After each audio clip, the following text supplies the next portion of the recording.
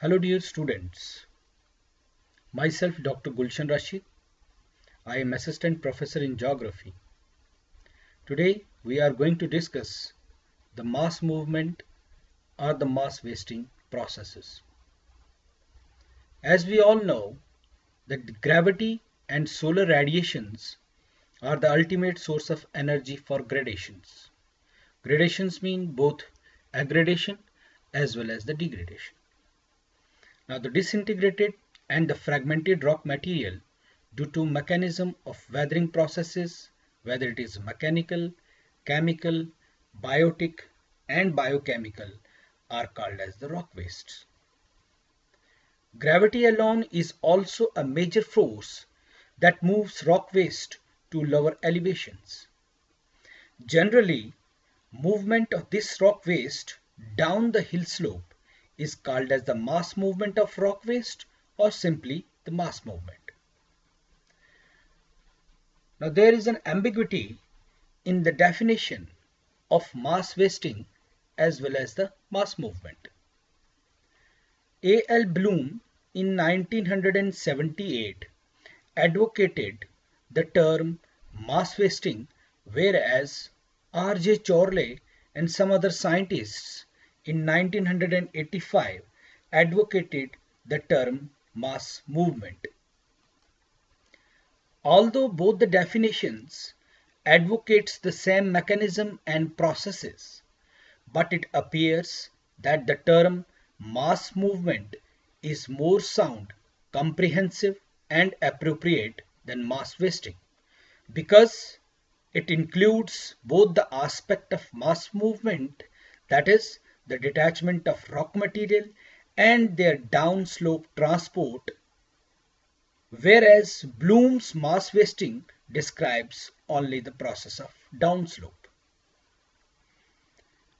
The wide variety of agencies which erodes and moves material in the slope system are normally grouped into two main mechanisms. The first one is the mass movement involving the removal of large portion of hillside under the gravity, and secondly is the action of water on slopes. The presence of water is an important additional factor in mass movement for three major reasons. First one is that water fill pore spaces, increasing the weight of the material into which it has soaked. Secondly, the water act as a lubricant, and the thirdly, in saturated material, water pressure can push soil and rock particle apart, lowering the resistance to gravitational pull. Now, as far as the classification of the mass movement or mass wasting processes is concerned, the mass movement or the mass wasting processes are classified according to three major factors. The first one is the rapid onset or the slow onset. Second one is kind of earth material moved, and third is the kind of motion. The rapid onset or the slow onset, the movement which can be directly witnessed are called as the rapid onset, whereas the features on the land surface are observed or measured over time can be termed as slow onset.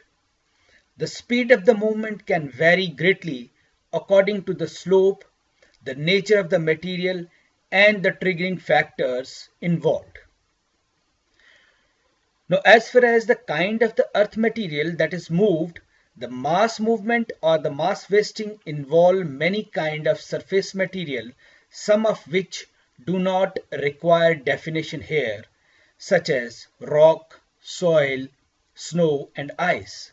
Other kind of material includes debris, a mix of rock and soil, mud, a mix of soil or fine rock material, and coarser rock with water. Now the kind of motion that are involved in this mass movement or the mass wasting processes are fall, avalanche, slide, flow, creep, and slump. Now, first of all, we will take up the rapid mass movement. Varieties of rapid mass movement include landslides, rock slide, rock fall, slumps, earth flow, and mud flow. They are distinguished from the slower type because the movement can be directly witnessed and their effect on the land surface are more dramatic. The speed of the movement varies by the particular situation depending on the quantity and the composition of the moved material, steepness of the slope, amount of the water involved, and the nature of the vegetal cover, and some other triggering factors which are involved in these mass movement processes. Now, the first mass movement process, which is of the rapid nature, is the landslide. It is a rapid downslope movement of a mass of material that moves as a unit and carries with it loose material that sometimes includes great masses of bedrocks. The movement is sudden and the movement mass can attain very high velocity.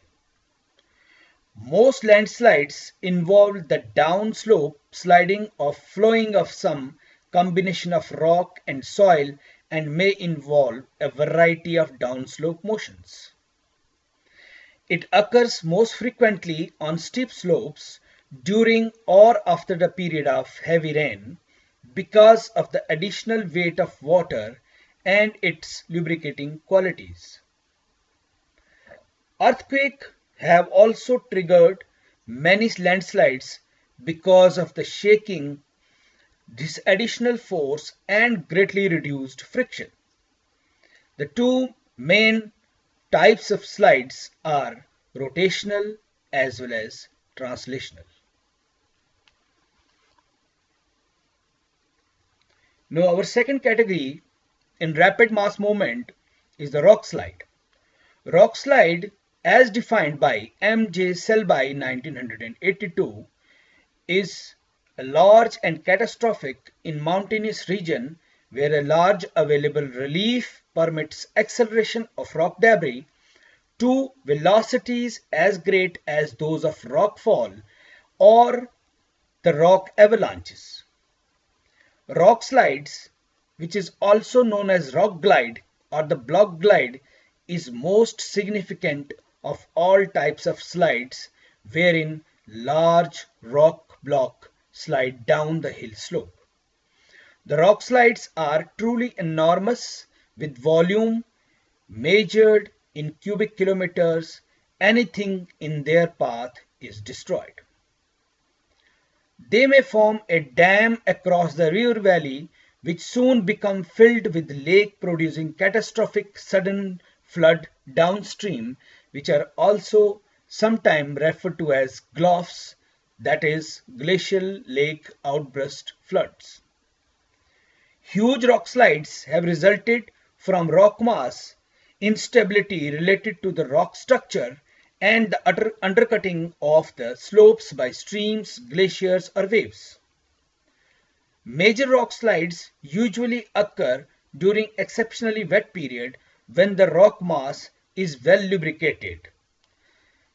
A massive rock slide occurred in the northwestern side of Nainital in UP in 1884 was so enormous that the debris filled a sizable portion of the lake. Earthquake has also been associated with many historic rock slides. Our next category is rockfall. Rockfall refers to the rock falling through the air until they come into rest.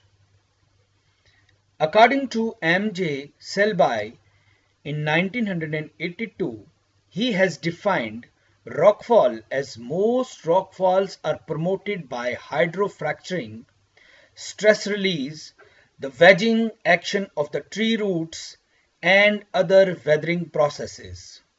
A common cause of rockfall is undercutting of face by streams or the more rapid weathering of an underlying weak rock such as shale or mudstone. They are relatively smaller and confined to the removal of individual and superficial blocks from a cliff base. Rockfall is facilitated by granular and block disintegration of rocks under the process of mechanical weathering and limited action of oxidation in sandstone. A rockfall may consist of tiny granular particles or a huge boulder and sometimes fragmented along the way. In steep mountains, it forms a cone-shaped accumulation of rock fragments at the base of the cliff. Mountain rockfalls are commonly during the spring, with the snowmelt and rains, the meltwater, and the alternate period of freezing and thawing can disturb the rock mass, thereby triggering rockfall. Our next category in rapid mass movement are avalanches. It is a speedy downslope movement of earth, rock, ice, or snow.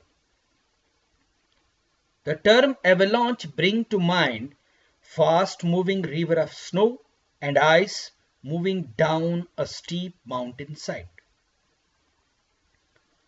The snow and ice are involved in the best-known avalanches and can be hazardous to skiers, mountaineers, and people who live in the steep mountains.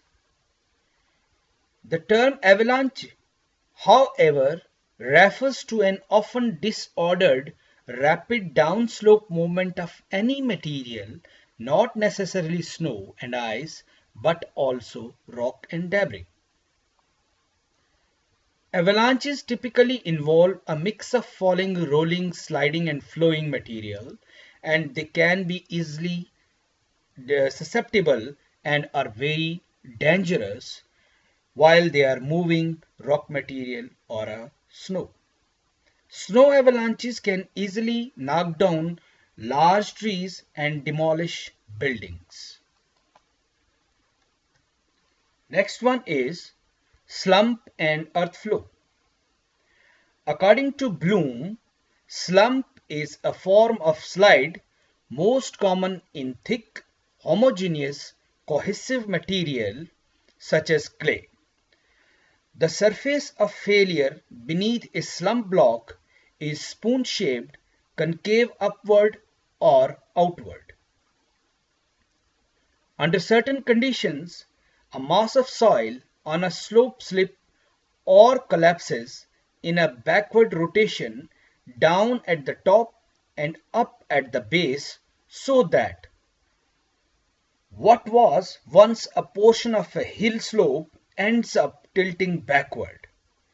The curved backward rotation of such slump distinguishes it from a landslide.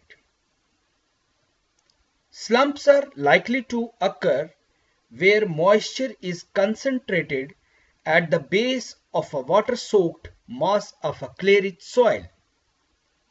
The undercutting of valley sides by hydraulic action of the stream during the wet monsoonal period has consumed a large chunk of rich agricultural land along the Ginga Valley and the UP and the Bihar. Slumps often change into earth flow in a downslope direction. Earth flow are slow-moving masses of soil or rock fragments. Our next category is debris flow or the mud flow. According to Selby in 1982, debris flow ranges in size from a few meters to over 1000 meters in width.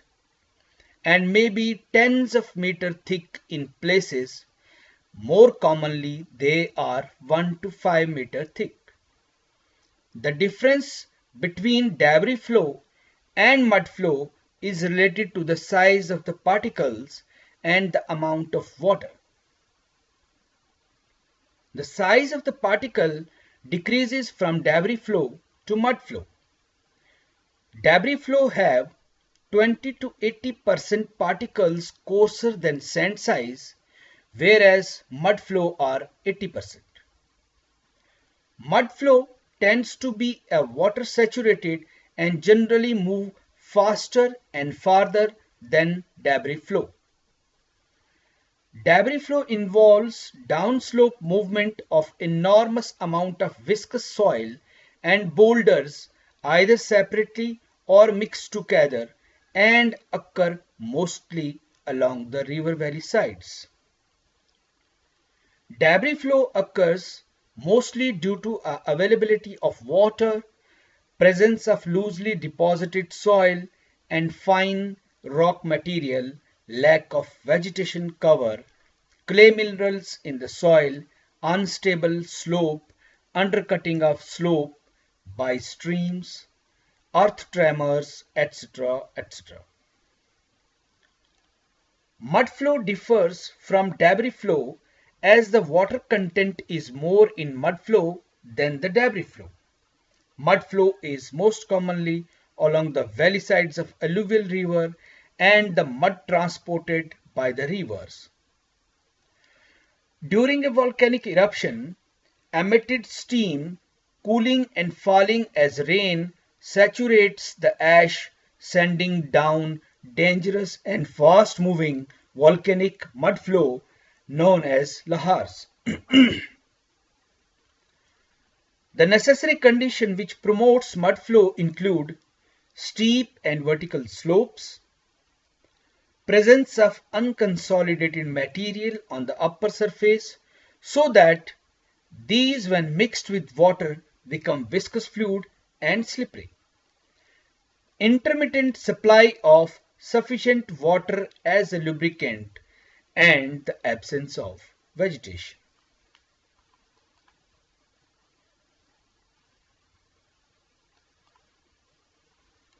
Now we will come across some of the slow mass movement processes. Despite spectacular examples of the force and visual impact of rapid mass movement on the land, slow mass movement, especially creep, has a far greater cumulative effect on the earth surface. Creep is a very slow and imperceptible downslope movement of material. On the basis of material involved in such movement, creep is divided into soil creep and rock creep. The rate of movement of material under creep can be as slow as few millimeters per year that it is visually imperceptible to the observer. Creep is most widespread and persistent form of vast wasting because it affects nearly all slopes where there are weathered material and soil available for movement. For the most part, creep does not produce distinctive landforms. Instead, it gradually moves surface material downward. Sometimes, the material that creeps downslope is not removed, but instead fills in lower area and the level of bottom of slope. Cycles of freeze and thaw causes repeated lifting and downslope sinking of soil and rock particles resulting into the downslope creep of surface material. Alternate cycle of wetting and drying can also cause expansion and contraction of soil to produce a net downslope movement. Small burrowing animals such as gophers, and ground squirrels make tunnels that help push soil downhill along with excavated material that they bring to the surface. Plant roots also push soil outward and in a downward direction on slope. The trampling of soil and regolith by human or grazing animals tend to push surface material downhill. Rate of soil creep are greater near the surface and diminishes in the subsurface. Therefore, telephone poles, fence posts, and other human structures and even trees exhibit a downslope tilt when affected by a downward moment of creep. The last one is solifluction. Solifluction is the slowest type of flow and involves the downslope movement of saturated slope material.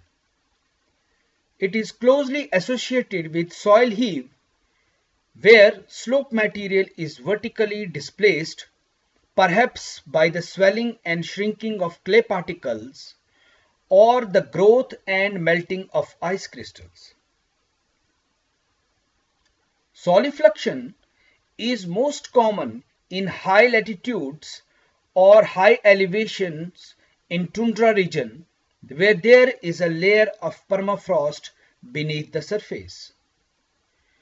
Solifluction is encouraged by the sparseness of vegetation found in tundra region. During summers, when temperatures are higher, the top few centimeters or meter of the ground thaw. The frozen permafrost layer beneath the surface prevents downward percolation of meltwater. The upper unfrozen layer then becomes water saturated, creating a soggy mass that moves slowly downslope in response to the gravity under the next surface freeze arrives. The annual movement of soil may amount to only several centimeters.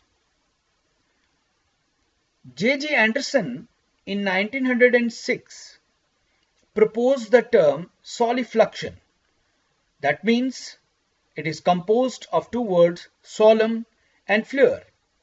Solum means soil, fluere means flow, for slow movement of debris soaked with water from higher to lower slopes. Solifluction terms was replaced by congalifluction by Delic in 1967 to incorporate only soil flow in the periglacial climate having permafrost below an active layer. Bryan in 1946 used the term cryoturbation, which includes all type of mass movement of regolith under the periglacial environment. Recently, gallifliction is used in place of congalifluction. Hope you have understood the concept of mass movement or the mass wasting processes. Thank you very much.